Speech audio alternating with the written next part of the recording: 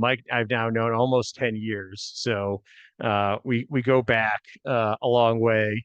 I think we first met, I think it was 2016, when we were first meeting about Factor, and Mike had just kind of joined the team there, was getting involved.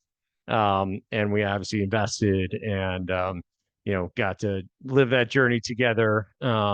Obviously Mike, then, we sold the business to HelloFresh in 2020, and you did your 3 years of duty there.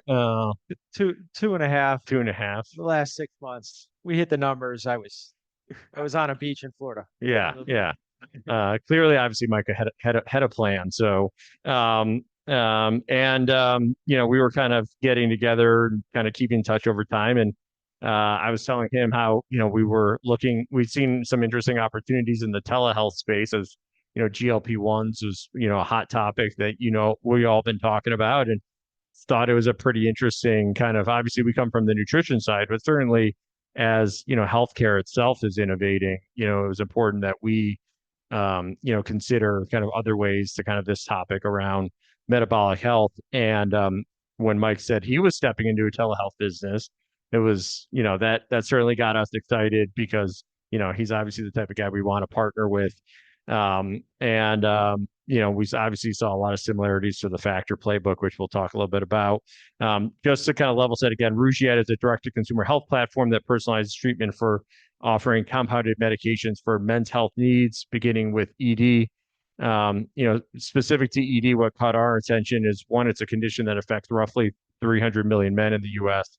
and is very much connected to metabolic health, including obesity, diabetes, and cardiovascular issues. And so, Mike certainly saw an opportunity to address men's health holistically through that, with starting ED, but rooted in metabolic wellness. So, and fast forward now, 18 months, obviously the business is doing very well. So let's get into it. Obviously, let's talk about that journey from Factor to Rugiet.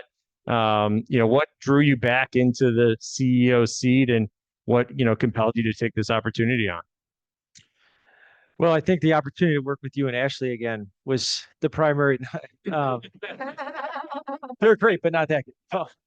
I think, went from making people healthy via food to helping them have better sex today. So that's kind of a transition. I was in Naples, sort of retired, playing too much golf, couldn't get my handicap down too low. My kids didn't want to spend that much time with me. About 2 years into the earnout period, there's this, we had this meeting at our big Aurora facility that we built. It's this beautiful facility off of Orchard Road and Indian Trail. And all the folks from HelloFresh in Berlin were flying out there. And so I'm at the meeting, in the meetings, and about 3/4 of the way through, I start realizing, I'm like, this might be the last time I step foot in a Factor facility. Start getting a little choked up. Meetings end, I go see my team, the legacy folks that are still there, give them a hug, thank them for everything. Walk into my car, I'm getting choked up and teary-eyed, and I get in my car and I go to call my wife, and I get a call from another one of my investors, Rick, who Rick was involved with Andrew in Factor, and Rick's like, Mike, I got a great opportunity for you. And it was Rugiet, which is funny. And I'm like, ED, really? You think I have a problem?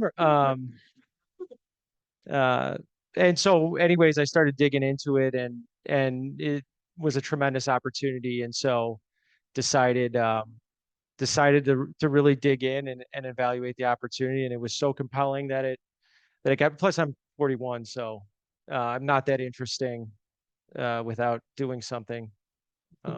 So super excited to be back in the seat. I love it. I missed it. Yeah. So you kind of obviously scaling a direct-to-consumer meal delivery business, scaling a direct-to-consumer telehealth business. I mean, we certainly see some similarities in the market dynamics. How do you think about, compare the two businesses together, and both what's kind of similar, but also what's kind of different, in these two businesses? Yeah. So a lot of comparables. It's actually super interesting how similar the market's set up. Factor, we weren't a category leading brand. Rugiet definitely wasn't. I think the unaided brand awareness is near zero. Um, and even if there is some awareness, the men won't tell you at first because the stigma. But um, so I think the opportunity to build a category leading brand was there. The unit economics were very similar. So when you look at margin adjusted lifetime value to CPA, you get roughly 2x back in 12 months. That was the same for Factor, except in this business we have higher basket sizes, greater contribution margins, so an opportunity to make real profitability, slightly higher CPAs, obviously, because it's a bigger basket size. But so a lot of similarities there. I think from a market size, ED is 5 billion in size. It's underreported due to stigmas. It's growing rapidly, major tailwinds.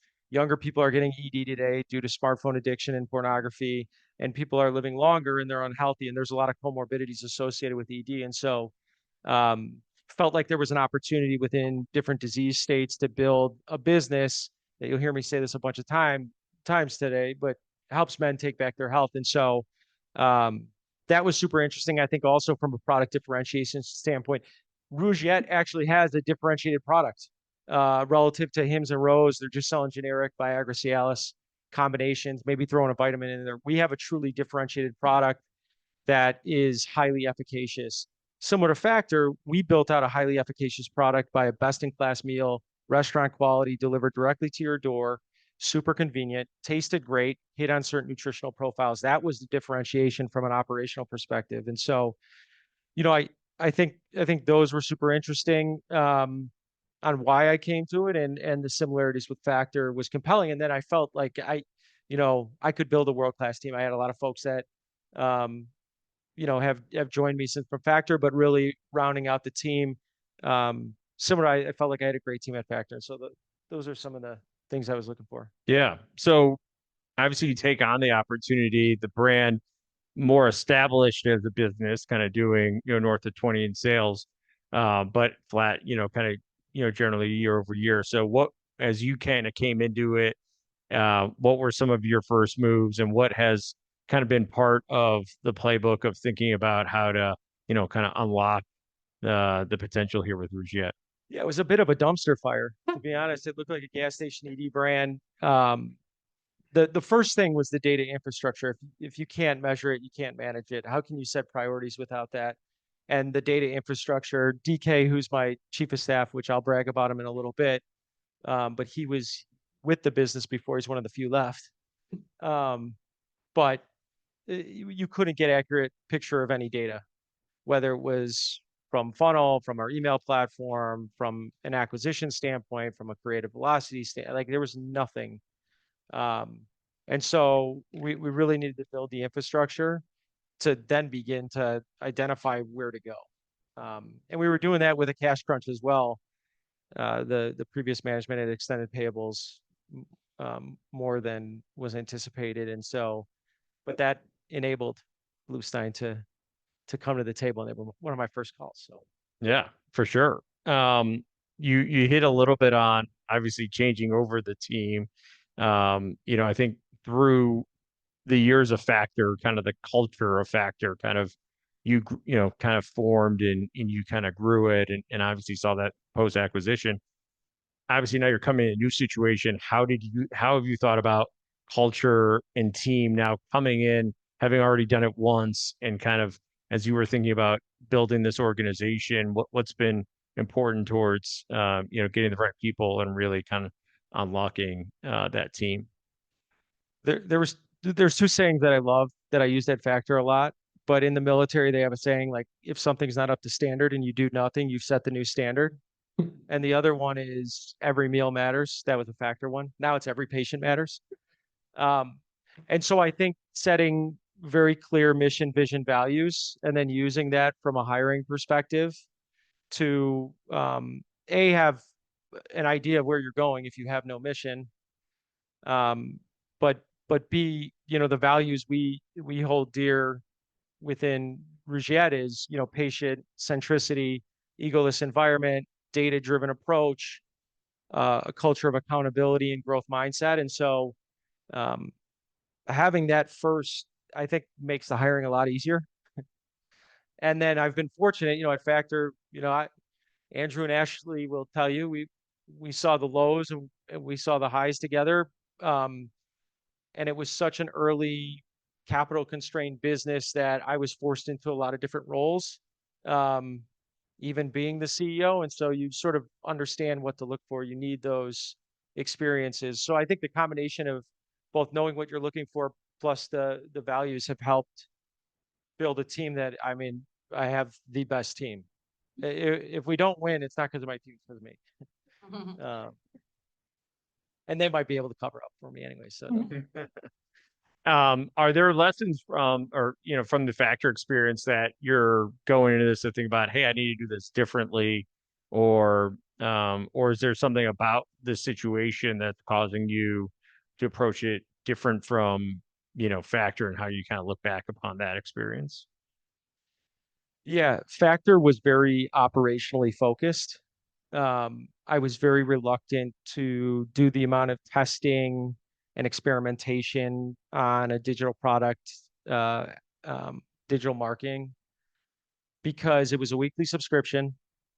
If you grew too fast, the operation would break because you're procuring raw ingredients for 20 to 30 different meals that rotate weekly. And so if you're spending money for customer acquisition and you deliver meals that don't deliver from a quality taste perspective, you'll burn a lot of capital.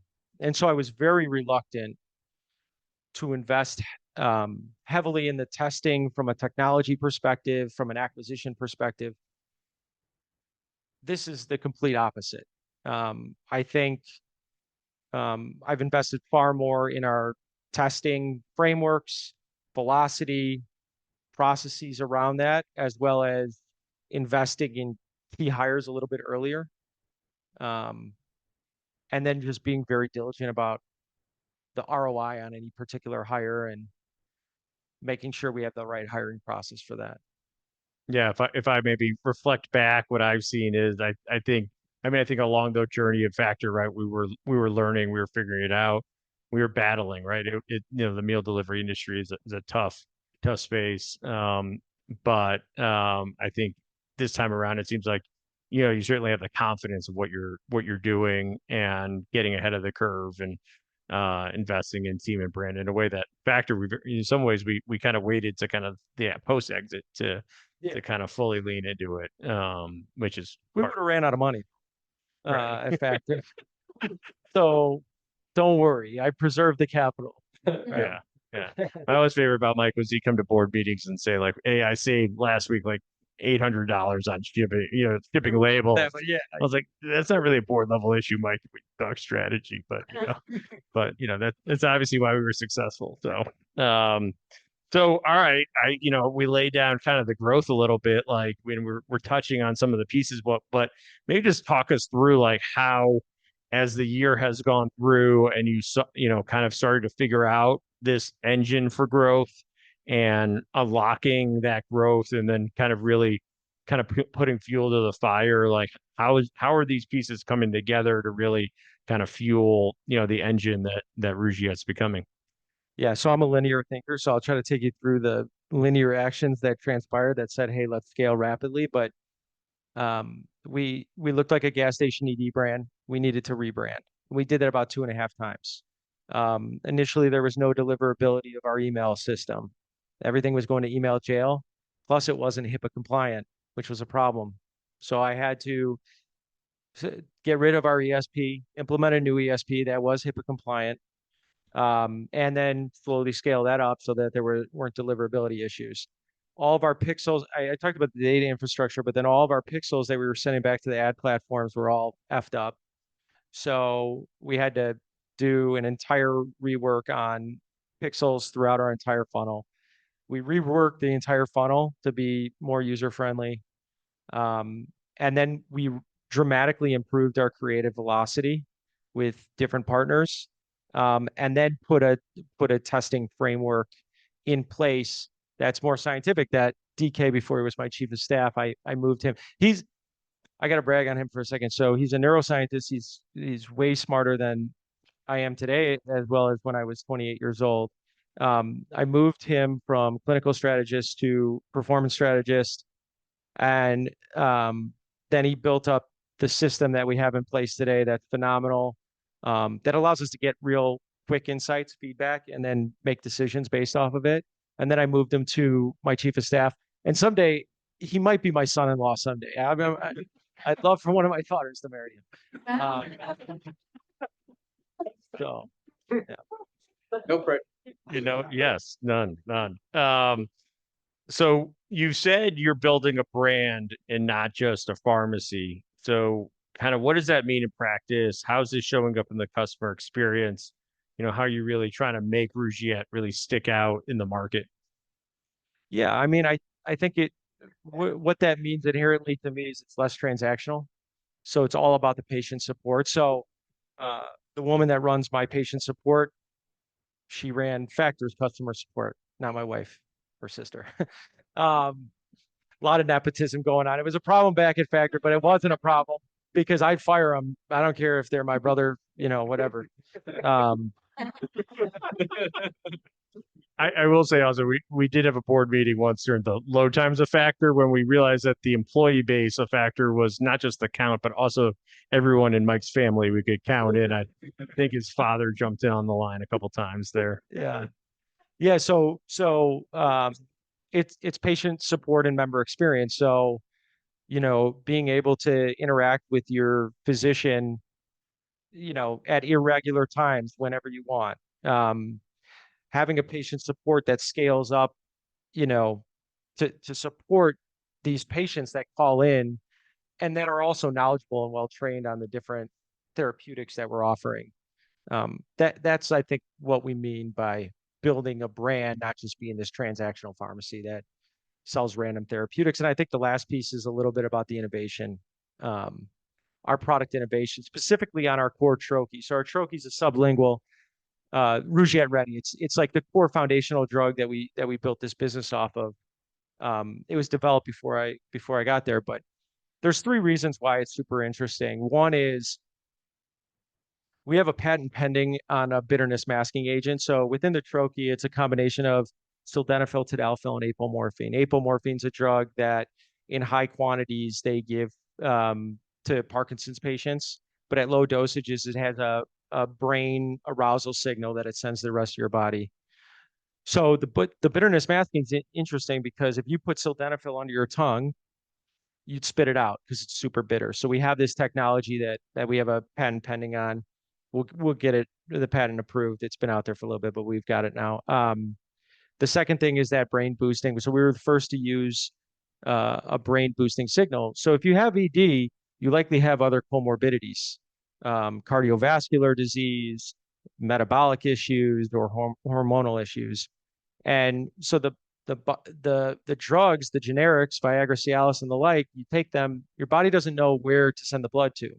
And so that's why it's super interesting. This apomorphine, this brain boosting signal to your below the line to work, to take action. I'm being appropriate. Usually I'm a little bit more aggressive on how I say that, but it's like a nice room. Um,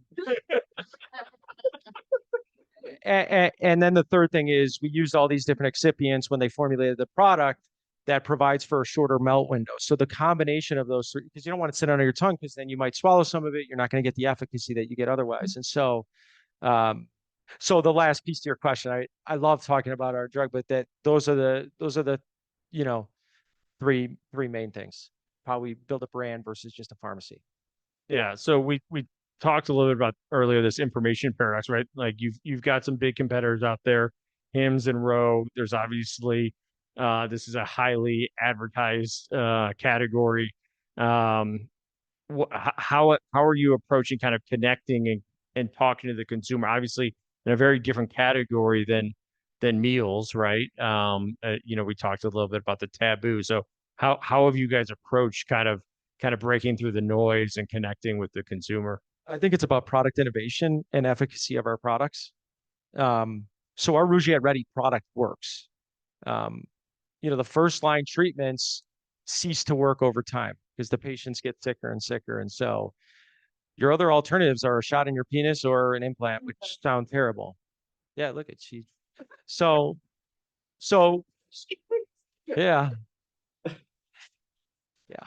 Anyways, so then also, how we think about innovation across. So we started expanding into sexual health, and if you, uh, one of the products that we launched, Go Long, which is for premature ejaculation, that um, I've become so numb to no pun intended, um, to to these things. But so what's interesting about it is it's an SSRI.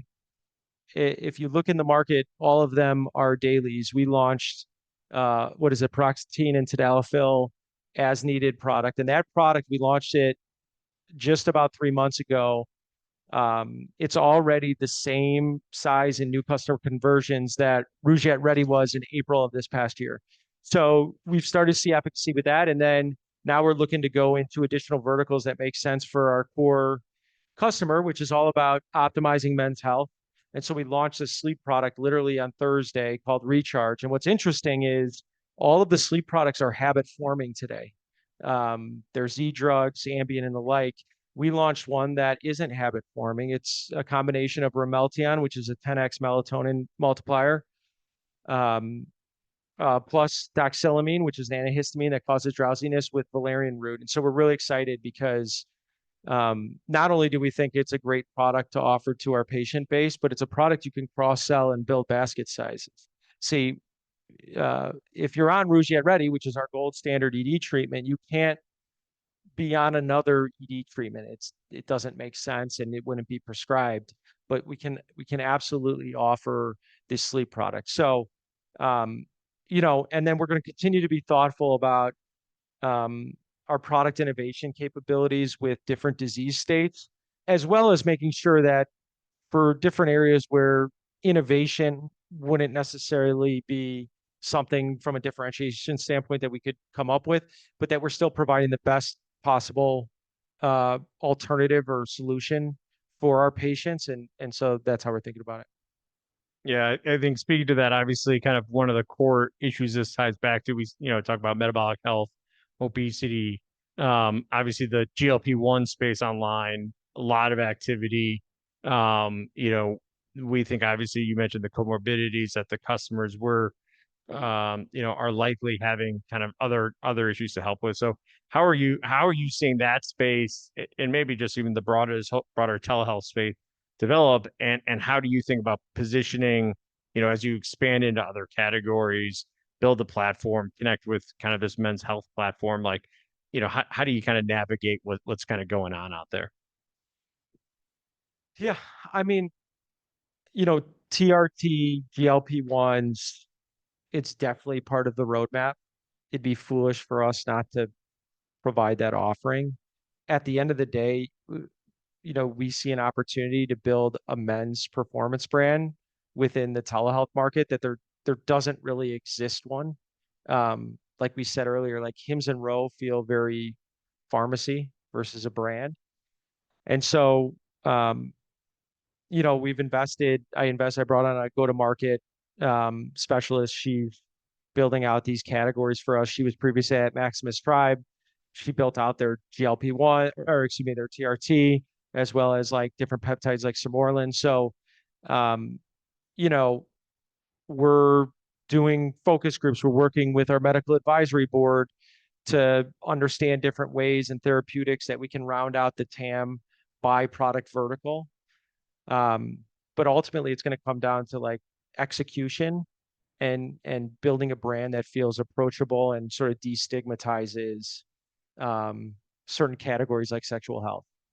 And you'll see that. Hopefully we can play my new commercial that I love, that we just launched. That I think shows a little bit of like the lighter side of how we're talking about erectile dysfunction. Um, Last question for me, and then we'll open up to the group, and then certainly we're going to finish on that commercial. Is you've now built, you've built one business, you're scaling another business that really are impacting how people are approaching their health.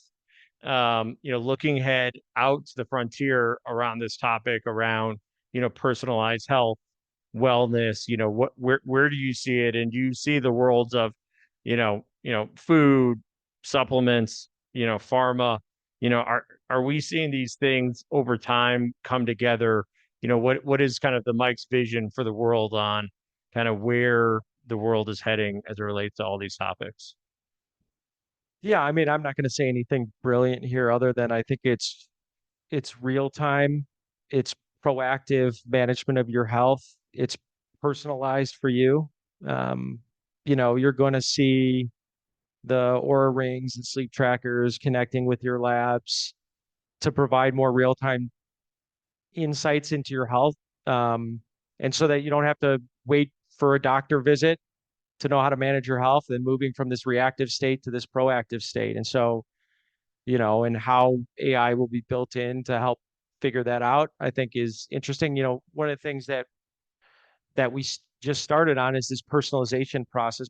Previously, when you came to our site, you would select the number of doses and your strength of your ED medication, which feels odd.